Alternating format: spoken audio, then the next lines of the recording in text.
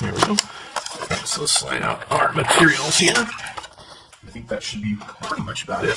So we've got your keyboard case in and of itself. Let's go set that aside for just 1 second. Got some welcome guides and stuff like that, some instructions. Of course, got your cables that are very important if you need to charge it. And let's take a look at the unit itself. Pretty good protection there for shipping. Now it's got a hard steel back, which is about the same color as an iPad, so it looks fairly well. It matches fairly well, I suppose. Let's see. We've got looks like a magnetic attachment here, and this looks like the magnetic attachment that should attach to the outside of your iPad Air. We've got a few lights on this side. Over here we have probably your on-off button, a sync charge port, or most likely in this case just a charge port. Nothing really to see over here or along the bottom or along the back. So let's see. We turn it on. Do we have any lights?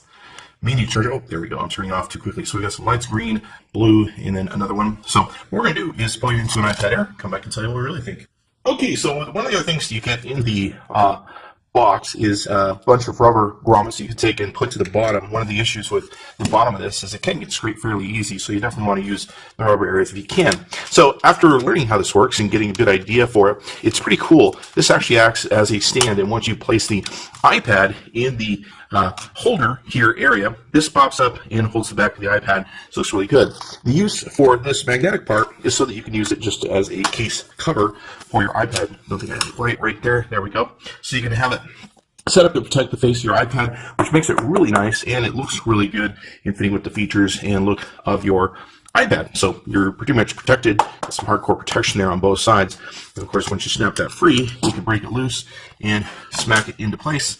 The back end pops up to hold the back, and away you type, which is pretty cool. I'm very impressed with the keyboard. I really like it. It does a great job. The keys are very responsive. It does seem a little small. The back key is a little bit small for me too, but I have big hands and big fingers, so that may be it. But it only took a few seconds to get used to the feel of it and how it types and everything else. It seems to do very well. I don't think I'm, oops, need to hit the screen. And of course, we're doing this for effect on video, so it's going to be my ears, of course. So it's a very beautiful, well done product. I definitely like it. It's one of the better keyboards that I've seen and ones I've reviewed most recently, and I'd highly recommend it. Probably 2 thumbs up keyboard. It was very easy to set up, and I like the brilliance of this back end. I like the way that it looks.